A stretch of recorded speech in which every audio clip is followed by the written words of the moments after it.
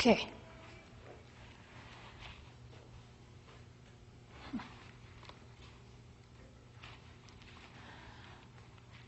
Okay, so just to recall the algorithm, we have an array A of n numbers unsorted. We want to sort them.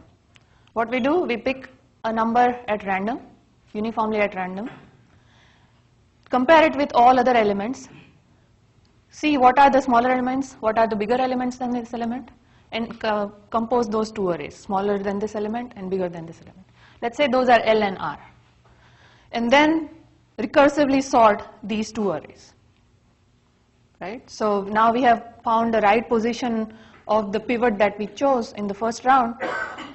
So we know all the smaller elements, all the bigger elements, and then we recursively solve the two arrays, subarrays.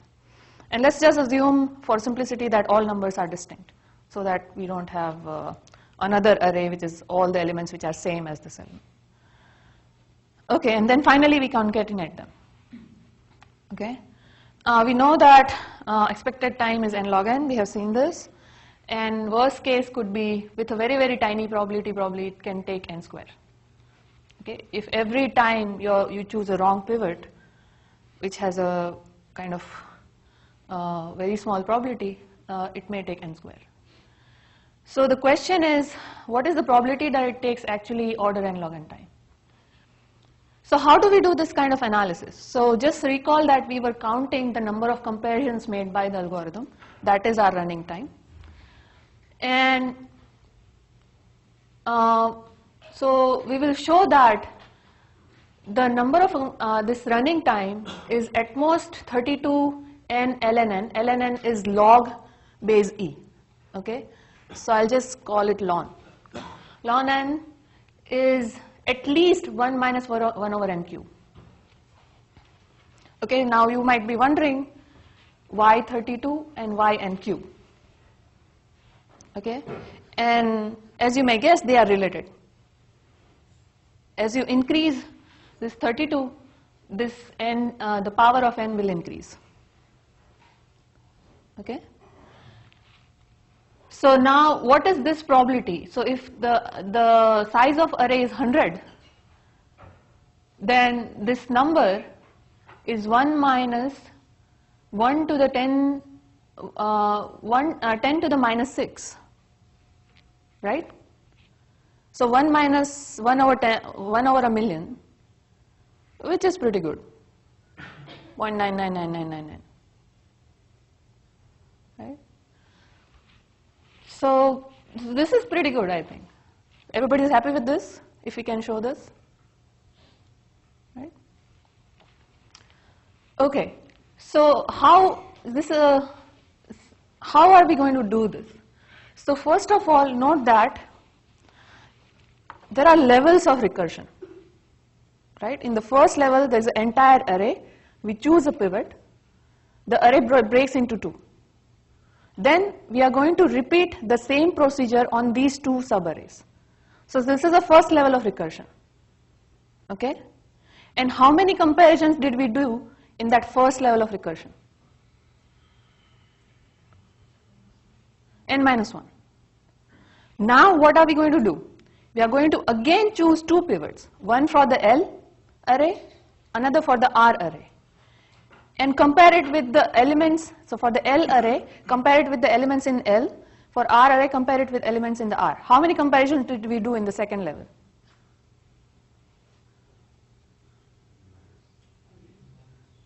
N minus 3, order n, right? And we are keep doing this until all elements are singleton. So at the leaf, the array sizes will be just one element, right? And then we know that we'll have a sorted array, right? So at most, what is an upper bound on any level of recursion? What is the upper bound on number of comparison I do? N, simple upper bound. So if there are k levels of recursion, then there are at most kn comparisons. Do we agree? Right? So now what is to be bounded is just this k. Right? If I can bound k to be order log n, then I'm done. Okay, and that is exactly what we prove, that the depth of recursion is at most 32 ln n with very high probability. Okay, and for that we will focus on a single element. Okay, so just now we said that the algorithm stops when all the elements are singleton. Okay, all the arrays have only one element, then we stop. So what we are going to do is, with the starting we fix an element, see where it's going. In every level of recursion it's going to some subarrays. Okay, track the size of that subarray. When it becomes singleton, only that element, then that's fine. Okay, we will ask how many levels do we need before it becomes a single element with high probability. And we will show that that's the probability that it requires more than 32 ln n levels is at most 1 over n to the 4. So that's a very, very tiny probability that it requires more than 32 ln n levels before it becomes singleton. Okay, so this is, now I am saying a reverse question. Okay, not of the previous question kind of. Right? So for every element, if the probability that it becomes singleton,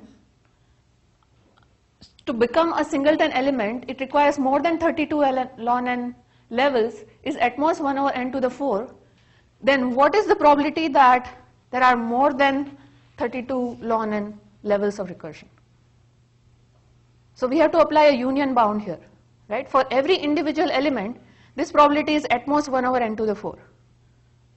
So for all elements to become singleton, what is the probability? 1 over n cubed, right? So then what is the probability that the number of levels of recursion are at most 32 ln n? What is that? 1 minus 1 over n cube. That's what we want, right? So far so good? Okay. So now we are left with this question, that fix an element, see how many recursion level it requires before it becomes singleton with high probability. Okay? Or what is the probability that it requires more than 32 ln n recursion levels is less than 1 over n to the 4, very, very tiny, something very tiny. 1 over, generally 1 over poly n is good. Okay? So for this, we will there are 4 basic observations which will give you this result. So let me intuitively state those 4 basic observations and then we will rigorously prove it. Okay? First observation. Look at the first level of recursion. If you are picking a pivot at random, what is the probability that that pivot has rank between n over 4 and 3n over 4? That means in the sorted order, it is between, its position is between n over 4 and 3n over 4. 50%, because there are 50% of element which passes this test, right, which are eligible for this. So if I am picking one at random out of n, then 50% of time I'm going to pick one such element. Okay, so that's half. Good. Next, if we pick such a pivot, what will be the upper bound on size of the 2 subarrays that we create?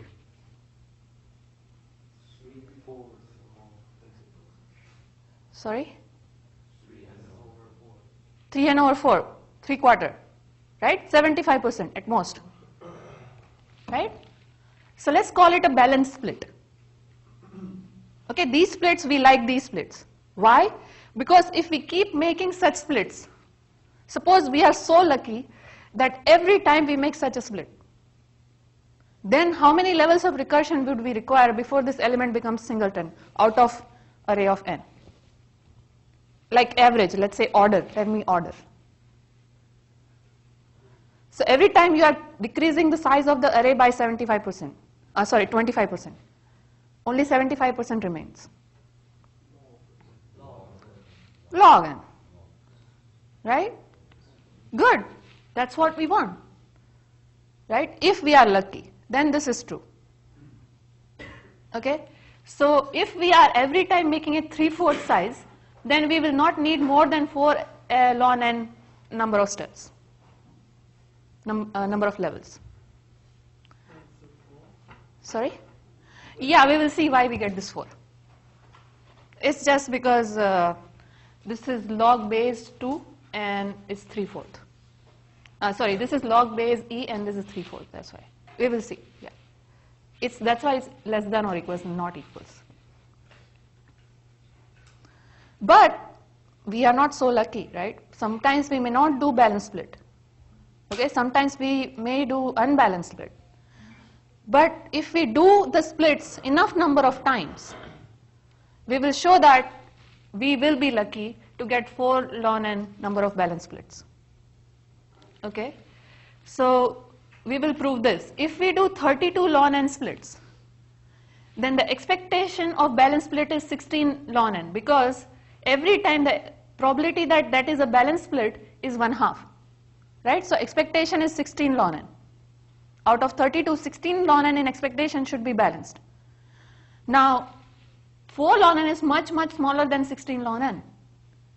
So the probability that out of these 32, even 4 ln n are not balanced is very tiny. It has to be very tiny, right? Because every time I'm picking the pivot independently. So there is some independence in the event. Okay, this is the intuition. And we will see how we get this. Once we kind of set up this, how we get this using Chernoff bound. Okay? Okay, any questions? Good. So let's do it rigorously now. So let's say k is the recursion number of, just we said, right, if k is the number of levels of recursion, then kn will be the comparison, and we want to bound k. So let's fix an element s out of this array, and we are going to track this element. Let's say si is the array in which this s sits in ith level of recursion. Okay, so we have this s1 through sk. And S1 is the whole array, because in the first level, it's all of them are together. And when we stop, it has to be singleton. So Sk is just this element. Okay? I'm just repeating what we have already seen.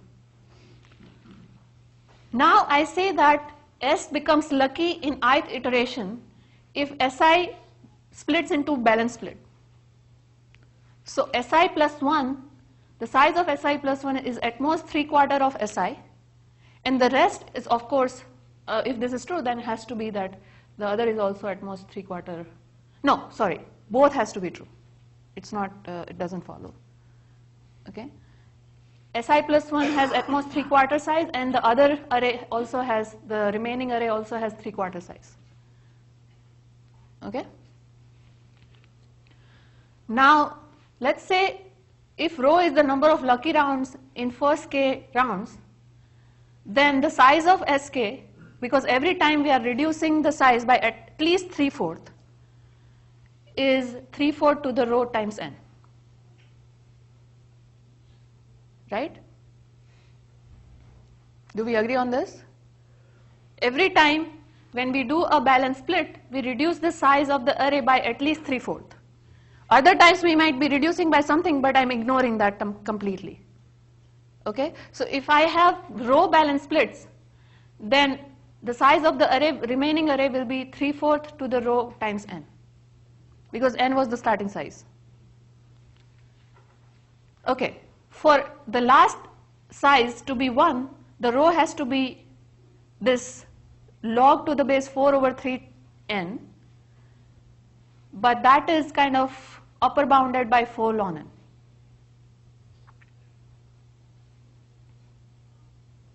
Okay, it may be some smaller number, but I'm just taking 4 so that my calculation is simpler.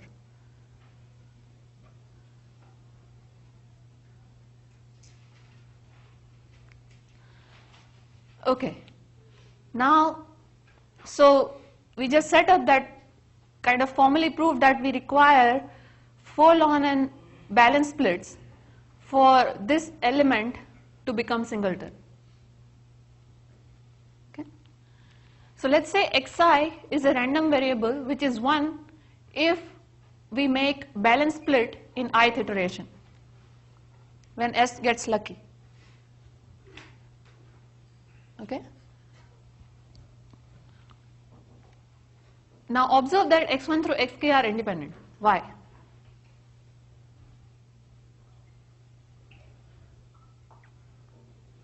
In the first round, whether we did a balance split is independent of whether we did a balance split in the second round for the array of S. Because every time we are tossing new coin, right? In the second level of recursion, we are not using the coin tosses done in the first level of recursion. Right? So they are independent.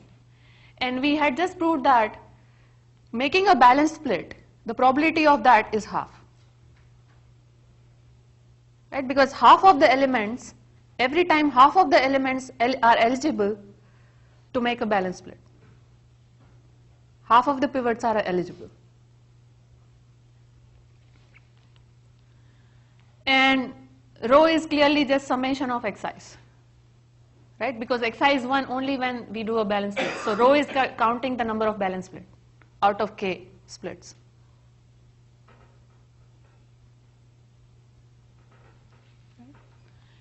So what is the expectation of rho? Let's say it's mu. It's k over 2, right?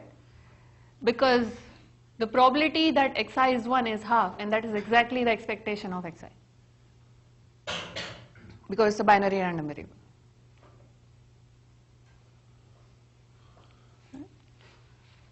So now let's set k equals 32 ln n and delta equals 3/4. Then 1 minus delta will be 1/4. Okay? So now I want to claim that, so I want to bound the probability of getting less than 4 ln n lucky rounds out of 32 ln n. So let's apply Chernoff. So I want to bound this probability. Rho is less than or equals 4 ln n. Right? And I can, because k is 32 ln n, I can write that as k over 8. 4 ln n is just k over 8. Right? And mu is k over 2. Right? So what is k over 8? K over 8 is k over 2 times 1 over 4. That is 1 minus delta mu. And Chernoff inequality exactly bounds this. So this is at most E. So Chernoff gives me that this quantity, that is this random variable, is at most 1 minus delta times its expected value, is at most e to the minus delta square mu over 2. And when you simplify it, you will get 1 over 4 n to the 4. Now, I didn't argue something that Chernoff required. I mean, I kind of did but didn't. What did Chernoff require? What does Chernoff require? When can we apply Chernoff? We can apply Chernoff when these xi's are independent. They have to be independent. Then only I can apply Chernoff. Okay? But they are. So I'm fine with applying Chernoff. And to get here 4.5, basically I chose 32 in some sense. Okay, which gives me 1 over n to the 4.5, which is at most 1 over n to the 4.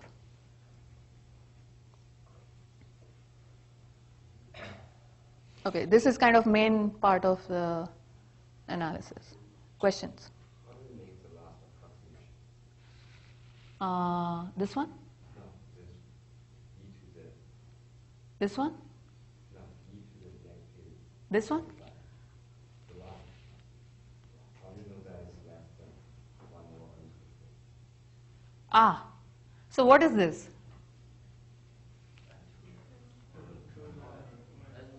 N to the minus 4.5. That is 1 over n to the 4.5. And I'm reducing the power in the denominator, so this is at most.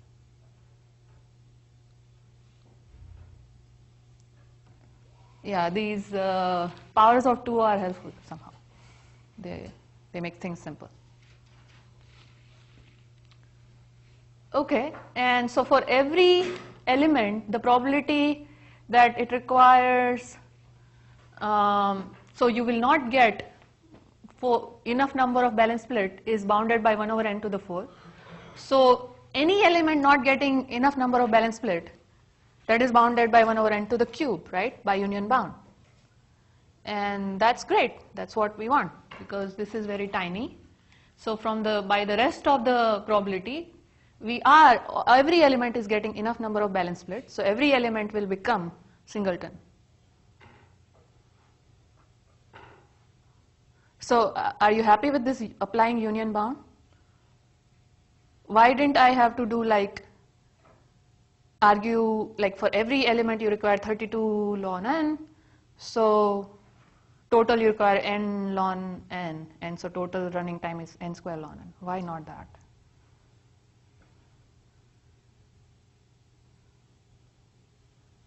You getting my question?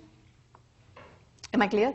So initially, first when I saw this analysis, when I got to this point, I thought, one element to become singleton requires 32 ln n rounds, levels, right? So there are n elements. So for all of them to become singleton, I require n ln n levels of recursion. In every round, I do n comparison. So there are n square ln n comparisons. What is wrong, or what did I miss in that analysis? Yeah. 32 log n comparisons is necessary to make everything a singleton. It's not that you have to do it on every node separately. Yeah. So in every round of recursion, you are splitting every array that you got in the previous round. Not only this one array with this one element. Right? So you can apply this analysis parallelly on every element. Because you are splitting arrays containing every element in every round. Right? Okay. What I'm trying to say is that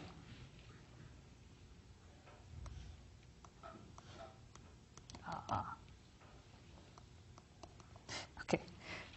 Today I'm really unlucky, it seems. No. Yes. Okay.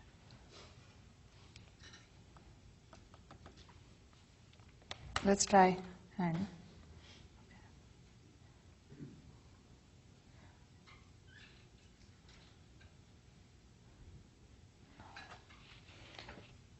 Okay. So I'm saying, suppose you have this in the first level of recursion, you have this array. Wow. Okay, doesn't want to work with me. Yeah. So in the first round, you have one array. You split it into two. In the second round, how many arrays will be there? 4. Then. So every array is getting split. So every element is in some array, and its array is getting split simultaneously, right? So we don't require to say that every element requires different 32 ln n rounds. They are all happening simultaneously, and that's why it works. Okay, good. It's a small point. And so we proved that with probability 1 minus 1 over n cube, the quicksort, the number of comparisons made by quicksort will be at most order n log.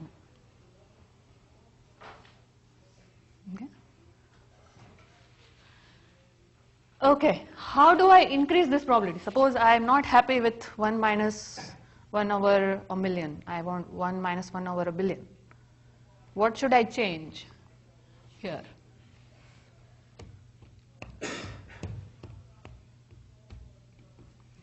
What can I change here?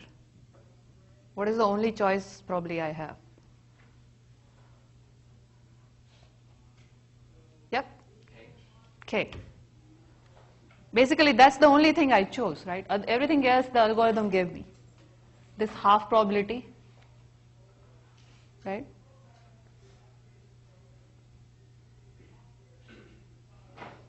So if you increase, so for getting 1 minus 1 over a billion, you have to increase this 32 to something, maybe 64 or something. Okay.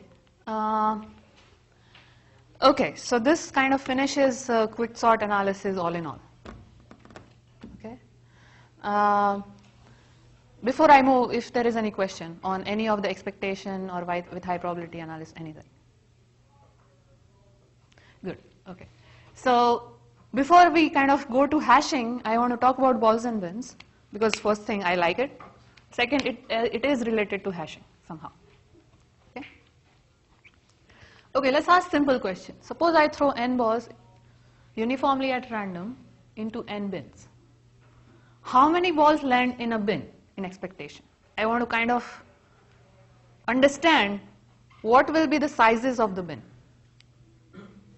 That is, how many balls are in these bins at the end. Okay?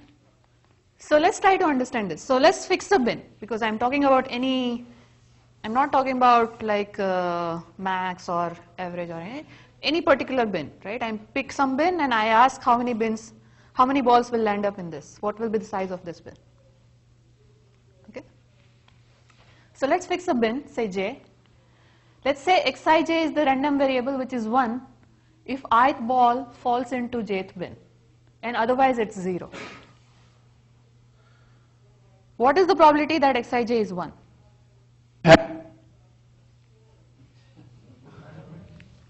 Okay.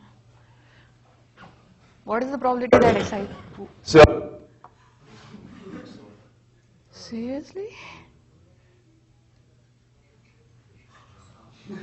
Maybe alien or something?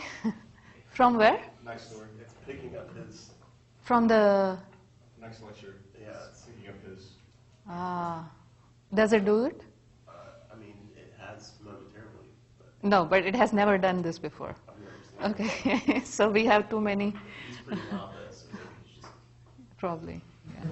pushing through the electromagnetic. Let's become louder. So what is the probability of that xij is 1? I'm fixing a bin, I'm fixing a ball. I'm asking what is the probability this ith ball, when I throw, it falls into this jth bin? 1 over n. Good. And that is exactly the expectation, because it's a binary variable. Right? So then, in expectation, how many balls will fall into this particular bin? Let's say yj, I define that random variable as yj. There's a number of balls falls into jth bin. That is just sum of xij's. Right? Because xij is 1 when ith ball falls into jth bin.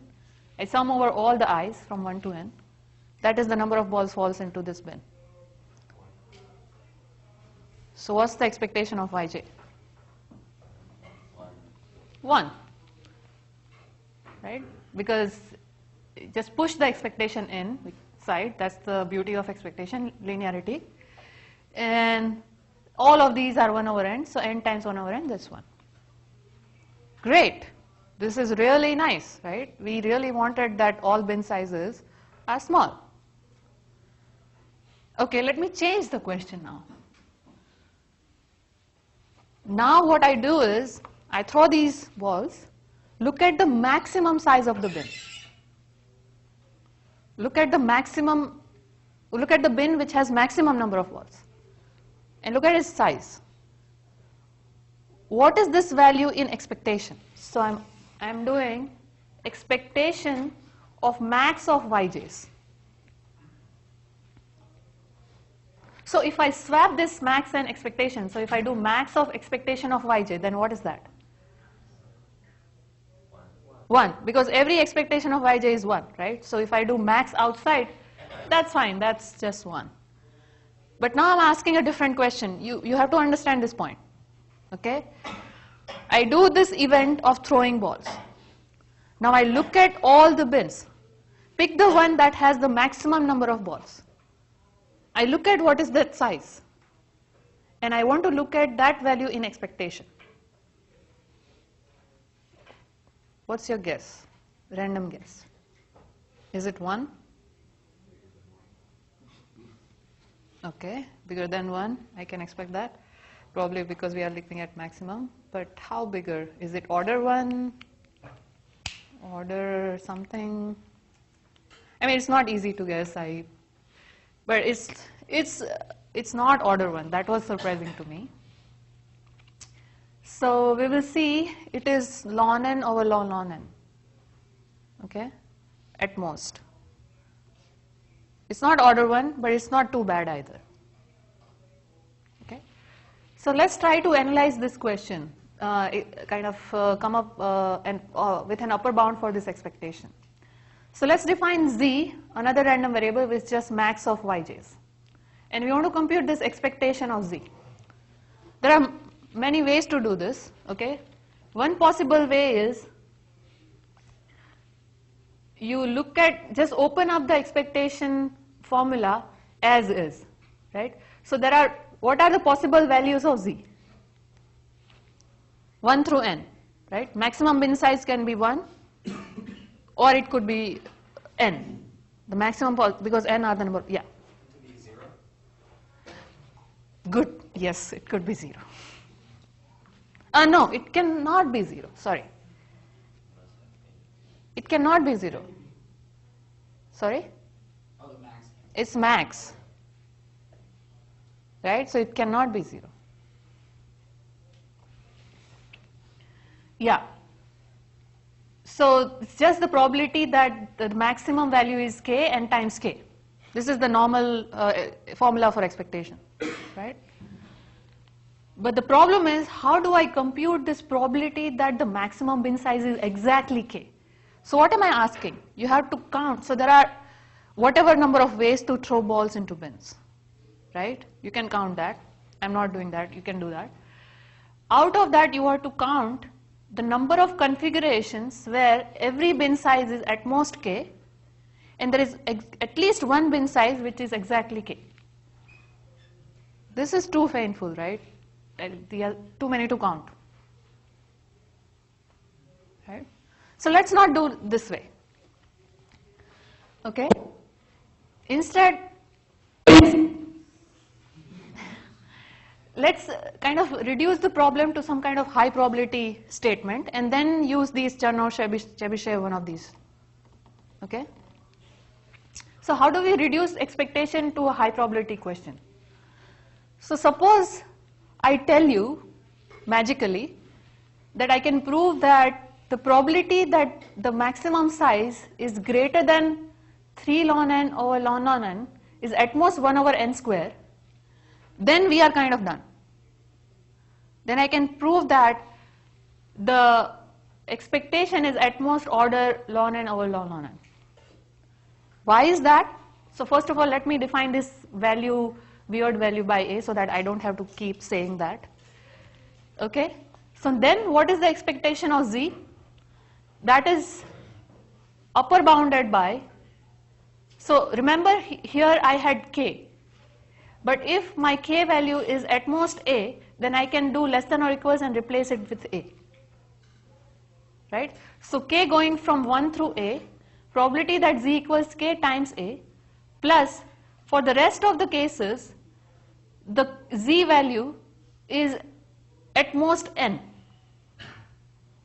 Right? So I'm kind of replacing this k by their upper bound, a and n here, and splitting the summation into those which are less than a and those which are between a plus 1 and n. Okay, this is a simple calculation. Take out a And then what is this summation if you kind of ignore A? What is this summation? That is just probability that Z is at most A, right? And similarly, this summation is the probability that Z is at least A, right? And I just told you that Z is at least A, that probability is at most 1 over n square. So this probability is at least 1 minus 1 over n square.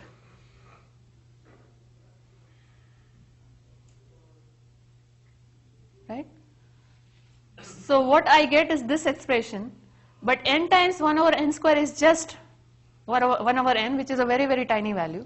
So I can say that this quantity is order A.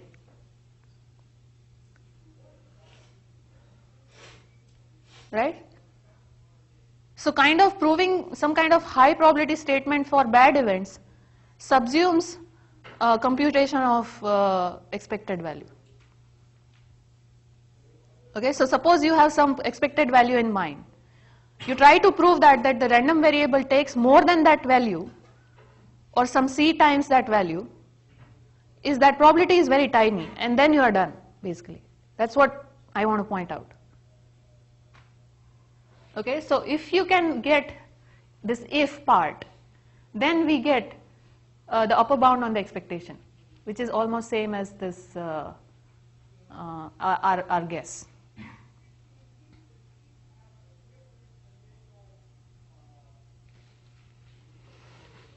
Okay, so now what remains is to prove this, that why the probability that the maximum bin size is more than this quantity is at most 1 over n square, is small.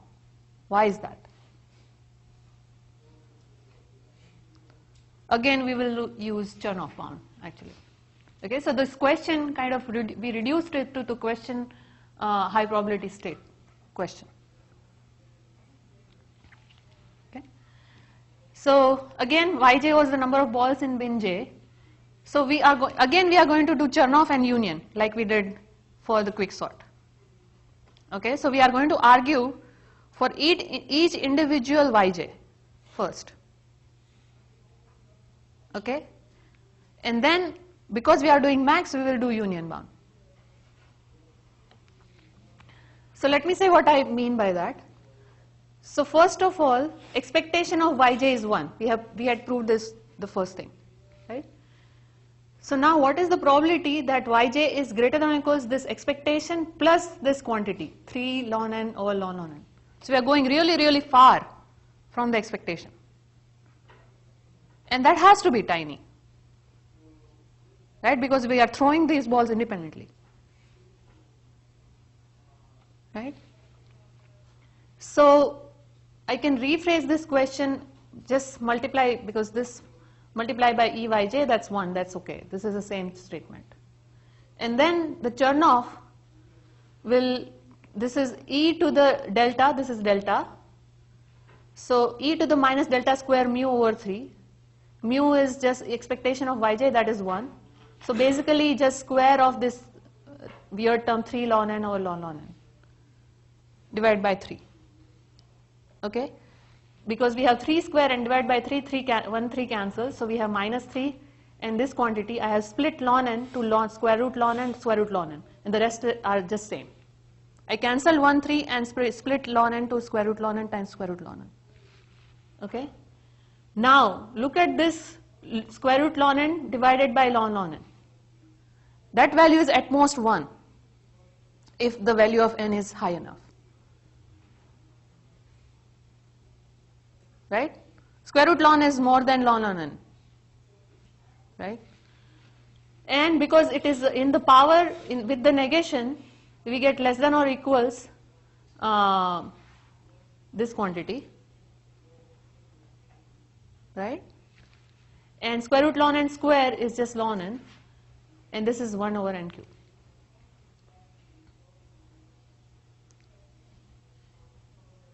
Okay, this is just algebra. You can do it yourself. It's nothing. Okay, so using Chernoff, we got that for any particular random variable Yj, that is the size of the bin J, is more than 3 ln n or ln n, that probability is at most 1 over n cube. Then what is the probability that any bin size, any of those n bin size is more than 3 ln n or ln n? 1 over n square by union bound. Right? So if any of them, the probability that all of them are less than 3 ln n or ln n is 1 minus 1 over n square. If all of them are small, then max has to be small. Right? So this immediately gives us that the max size of the bin is at most order ln n over ln n with probability 1 minus 1 over n square.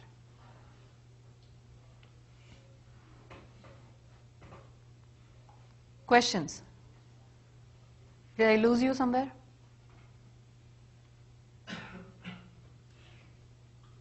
Yeah.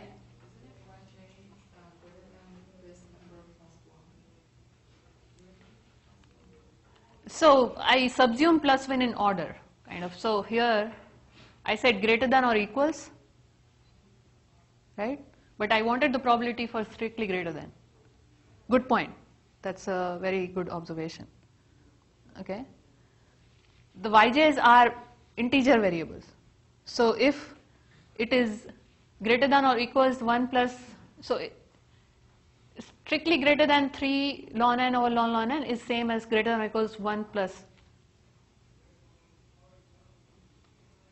I just didn't want to write 1 plus every time, so I just, yeah. Good point. Yeah.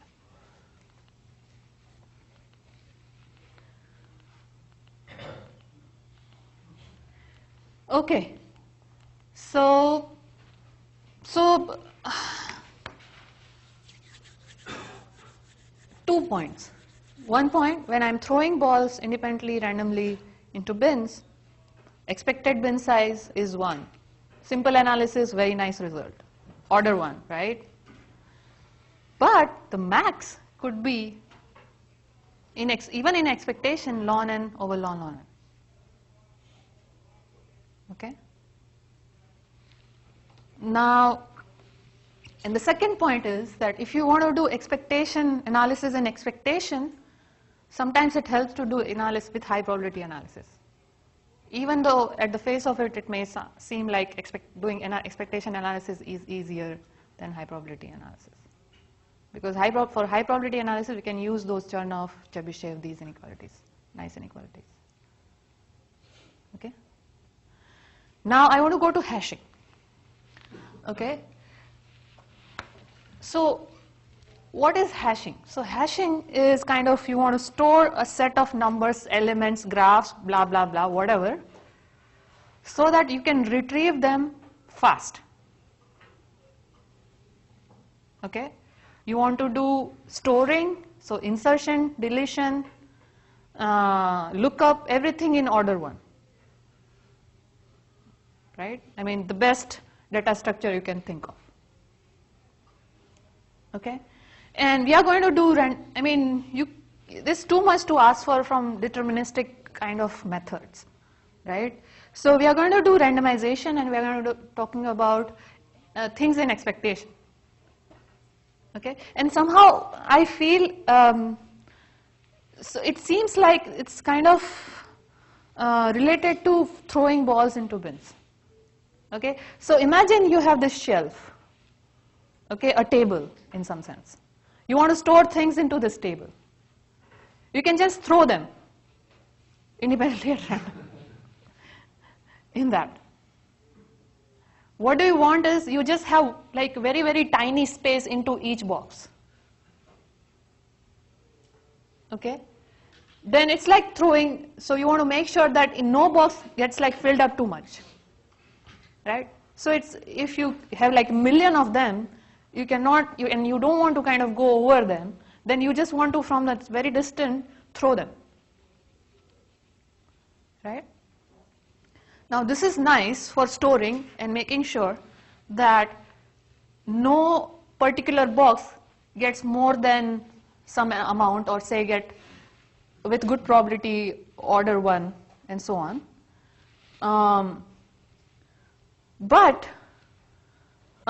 So this you can think of like you have these n balls, but which are coming from a big universe, right? You can do this throwing to make sure that no bin is filled up much by much, so every size of the box is small.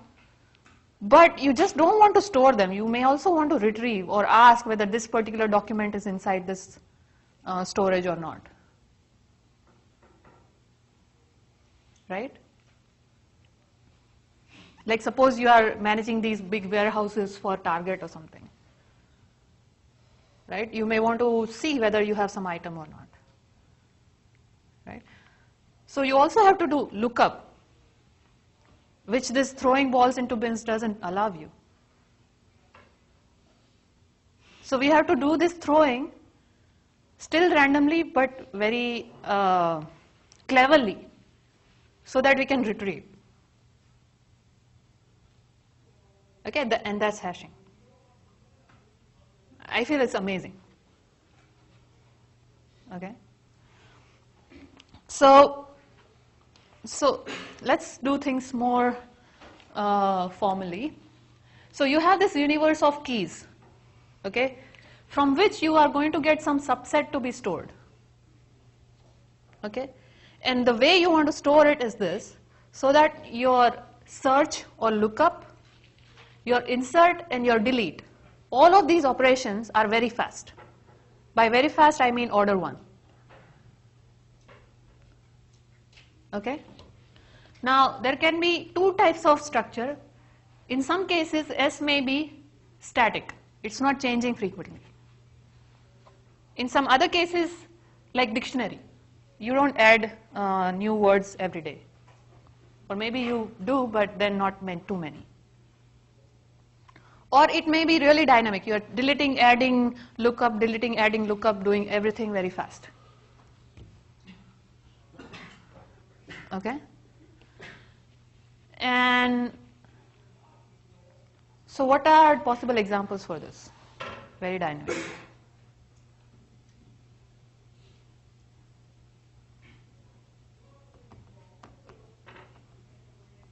Maybe target warehouse. Or maybe routing tables, big routing tables on routers. Right? So the traditional kind of data structures you might have seen, you may have also seen hash tables. But if the array, the elements are static, then maybe I can sort them. So just let's think of them as numbers for now. Okay, I can sort them, and then the lookup is just log n times. If it's dynamic, then we can do balanced binary search tree. Again, lookup, insert, delete, all are log n time. But not log 1 that we want.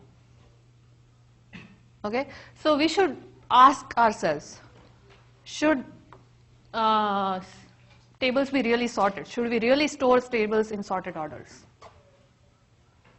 I have worked in a database company before I did my PhD. And believe me, they really, so indexing, you might have heard of indexes in databases, right? So it is really kind of maintaining these indexes like in sorted order, whatever you want to do, hash, whatever. It's a very, very, very, very key problem into databases, for databases. Okay.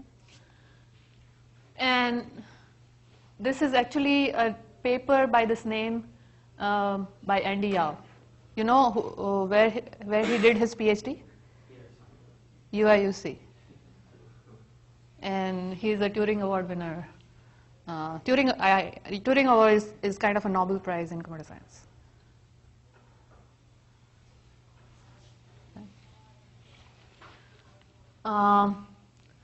So hashing is the thing. Actually, hashing is widely used and powerful technique for this kind of storage. Okay. So you have this universe U, and the hashing can be used even when the elements of storage are not numbers. Okay, you may have graphs, you may have, say, text, like Google has to store web pages or rank the URLs or whatever, right? So it may always not be a number, and still you want to store them so that you can retrieve them fast. Okay. And you want to improve average performance of lookup to order 1. Even if you have to use extra space, that's okay. Right? Otherwise, how will we get this fraction of second searches, right? Even before you type entire thing, Google will start showing you the results. I mean, there's a lot of engineering goes inside that, okay? But one of them is this: how do you do the lookups fast? Okay. And lots of applications for lookup in networking security, etc. Okay. So what is hashing? So you have a table or an array of size m where you are going to store things. This let's call a hash table. Okay, and there will be some function h which maps all possible elements that you can be storing in that to a number between 0 to m minus 1. So let's say m is the size of the table. So this is kind of telling you the position where you will be storing the element x. So element x, it will be stored at h of x in table T. Suppose you can somehow come up with such a function. Okay? Then I give you some set S, which is a subset of this universe. Okay? Like universe can be, say, all possible numbers, integers, or all possible integers who's up to 1 trillion or something. But my table size is 1000. So I'm going to give you some subset of S around 1000 size and ask you to store it into the table. Okay? So how do we store S such that the lookups are fast? Okay?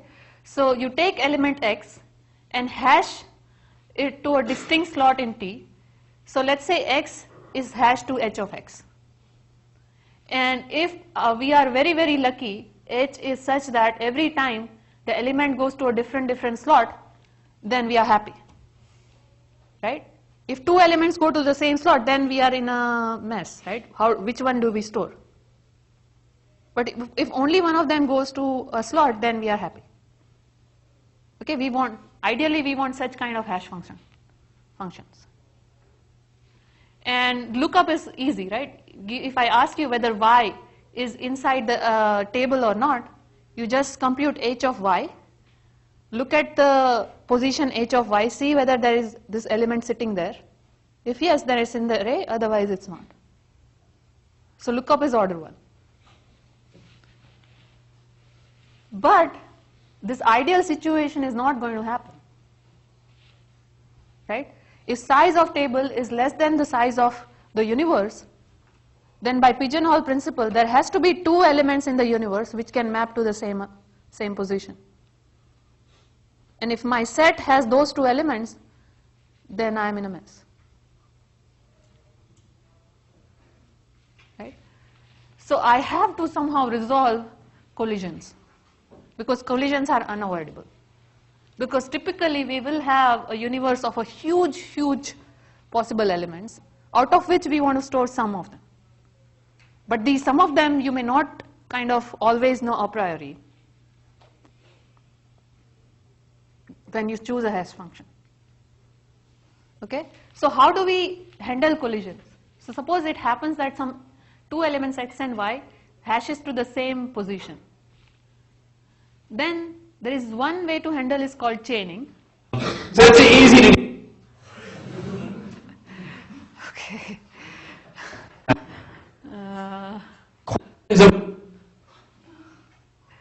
So what you do is you maintain a linked list at each position of the hash table. Okay?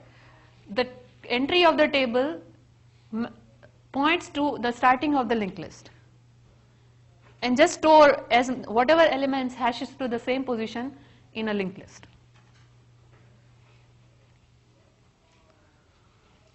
Okay, and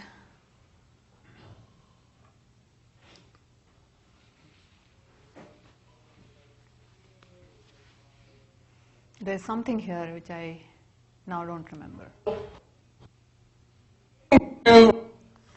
Okay, doesn't matter. There is another way to do it, is like called cuckoo hashing, where you fix 2 positions for every element in the array. Now suppose you get this new element to be stored. You first map it to the first position. There is an order in the positions. If there is some element already sitting in that position, then you kick it out and store this element and store this kicked out element into its second position. If the second position, and you keep doing this, you may come back to this element, right? You may not be able to store it and come back. You may circle and come back to this element. Then you rehash. Okay, and there are other open addressing and other things. But we will be focusing on this one for this lecture. Okay, so does hashing really give order 1 time per operation for all the 3 operations that we require? Lookup, insertion, deletion. Okay. So to answer this question, what is the first thing that has to happen? We should be able to order 1, okay, insertion or lookup. First you have to compute h of x. If you should be able to compute h of x in order 1 time. So what is the complexity of computing h or evaluating h? That is important. What is the size of the set compared to the universe? What is the size of the table compared to S? Okay, these 2 questions are important to answer the size of the linked list. Okay, if in any cell the linked list is, say, order n size, then lookup becomes order n, because you have to go over the linked list. Or even if you kind of store it in sorted order by somehow doing it in order 1 time, I don't know how, but then it still will be log n time. Right? And another question is, do we want to do worst case or average case or randomized analysis in expectation? Okay, and how do we choose this h? Okay, so we want to answer all of these questions. Is there any other question you have, which I may have missed? Okay, good. Okay. So first of all, the complexity of h, as we said, should be small. It should be order 1. Relative size of the universe will be more than, so relative size of S will be much less than the size of the universe. If you have to store all the elements in the universe, you have to have big table sizes anyway, because the relative size of T should be, the size of T should be almost same as at least the size of S. So suppose n is the size of S and m is the size of the table, then n over m is called load factor or fill factor, and this should be almost 1. And this has to be the case, right? If it is, let's say, log n or something, then you have like log n, n log n, so if m is the size of the table, then you have m log m elements to be stored, and then you know that some bin will get log n bins, log n elements by pigeonhole, right? So typically what you assume is n is strictly less than m. So number of elements that you want to store in the table is strictly less than the size of the table. You are allowing some more space, okay, for faster running time. Okay. Now the next 2 questions were the running time analysis and how do we choose S, and they are kind of interrelated questions. Okay. Why are they interrelated? So first, let's say we fix some hash function. Okay, and my size of the universe, m is the size of the table, say, and size of the universe is at least m square, say. Okay, so n items are to be hashed. So if I have a hash function from the universe to 0 to m minus 1, these are the positions in the table. So I'm hashing n items into m slots, right? Then by pigeonhole, at least m has to land in some slot. There has to there has to be some slot I where M, which gets M elements, right? And if I, by really, really bad luck, I choose my set to be those particular M elements, then I'm going to hash all those elements to the same slot.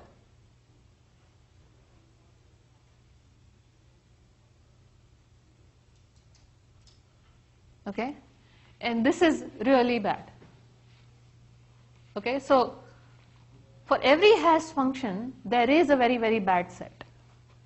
And we want to kind of somehow dodge this bad set by using randomization.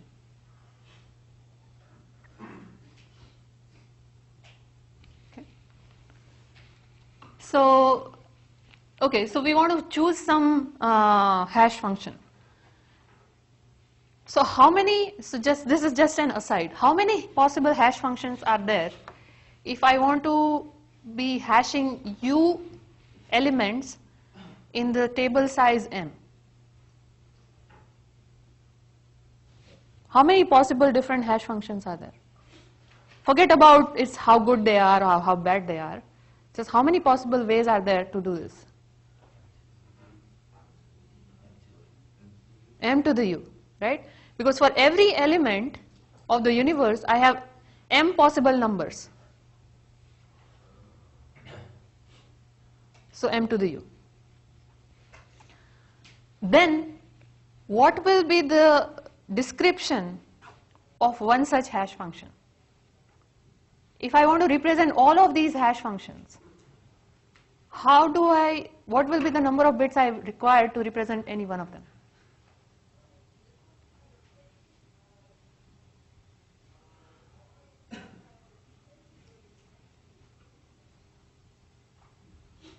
So let's say H is all of those functions.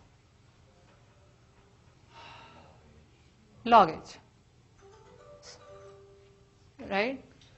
So that's, if there are like M to the U many, then log of M to the U, which it doesn't sound order 1.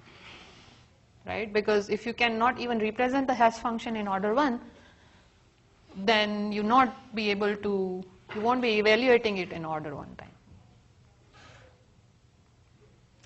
So the message is that you should not be considering all the hash functions together. You have to pick some family of hash functions properly, and among them you should be kind of picking the function that you are going to be using in a proper way. These 2 points are important. The family, what family you look at for the hash functions, so that the description is small, order 1. And then from that family, how do you pick one particular hash function so that you get all those good properties, doing everything in order 1. Okay? So in practice, often the hash functions are chosen in ad hoc fashion in somewhat. But here the assumption will be that input behaves well. By that I mean the input is random enough so that things are fine. You don't get those bad set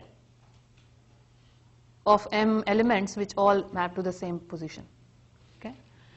And it may work well when there is not human intervention, but we always have applications where humans can control things like routing, and we are malicious, right? So we may try to choke things up, like routing, right? I may try to send, so if I know your hash function, I may try to send the pages which all hash to the same position, or requests which say all hash to the same position or something. Right? So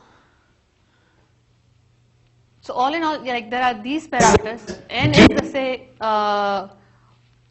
the size of the universe. M is the table size, and N is size of S.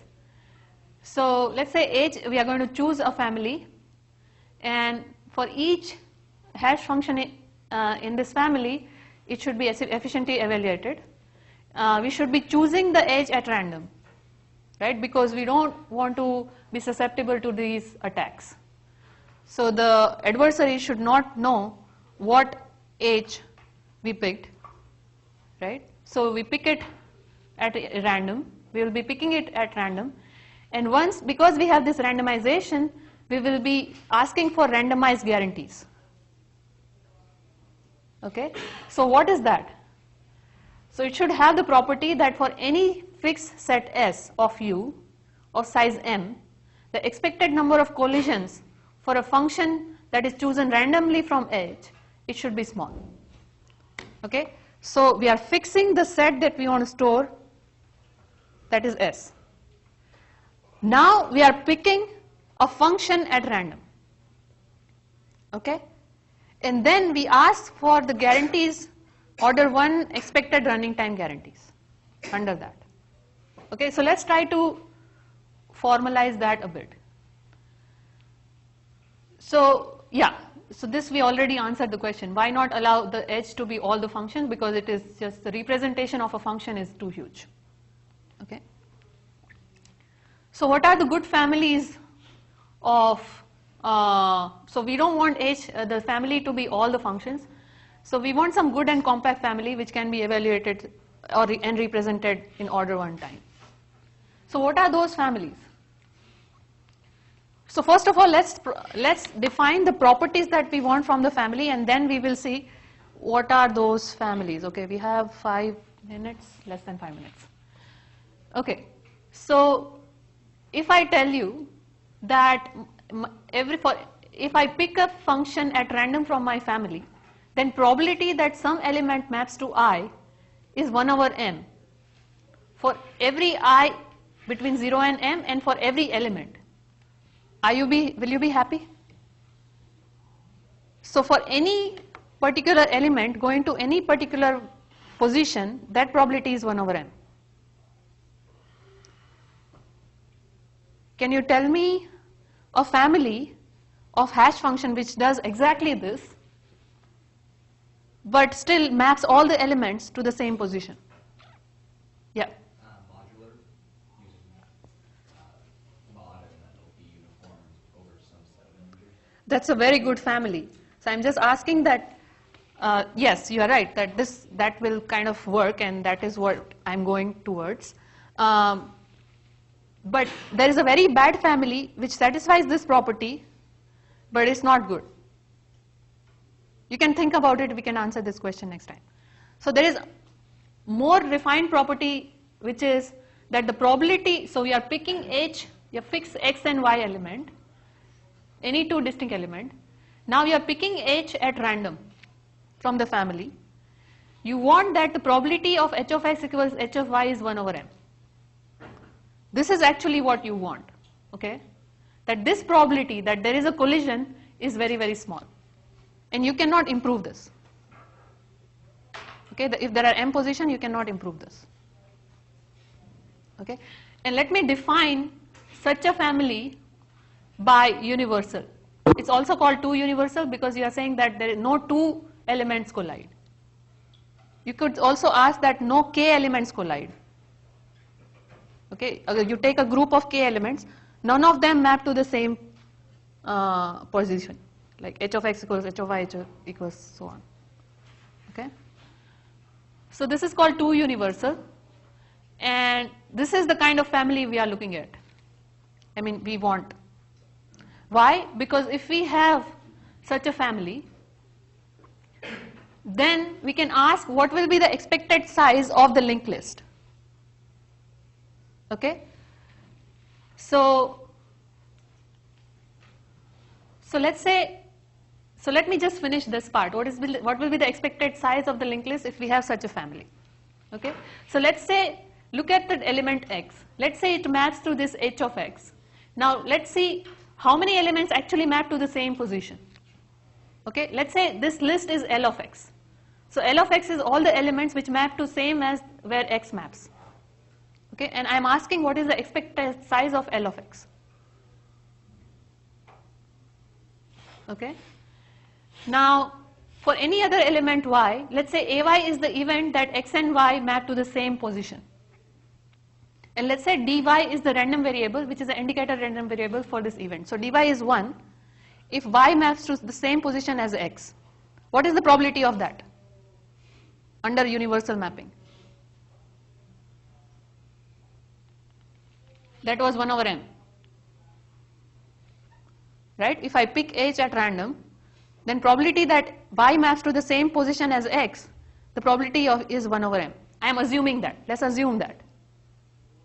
Okay? For any x and y. So this is, the probability of this event is 1 over m. So expectation of this random variable is 1 over m. So now the expected size of L of x is just the sum of the expectation of this random variable, right? What all elements are mapping to the same position as x's position, right? And this is exactly, expectation is this probability, which is 1 over m, and because there are n elements, this is exactly the size of s divided by m, that is n over m, that's our fill factor. Okay, that's why that factor is important under universal hashing. It's exactly the expected size of any linked list at any position. Okay, and we assume that the number of elements in S is at most the table size. So that is at most 1. Okay, good. But this is exactly like balls and bins analysis in some sense. Right? Expected size of a bin, any particular bin, is order 1. But if you look at the max, that can be, in the worst case, this is just a side comment, it could be log n over log n. And in the next lecture, we will concretely define what are those families which are thus these good, which has these good properties.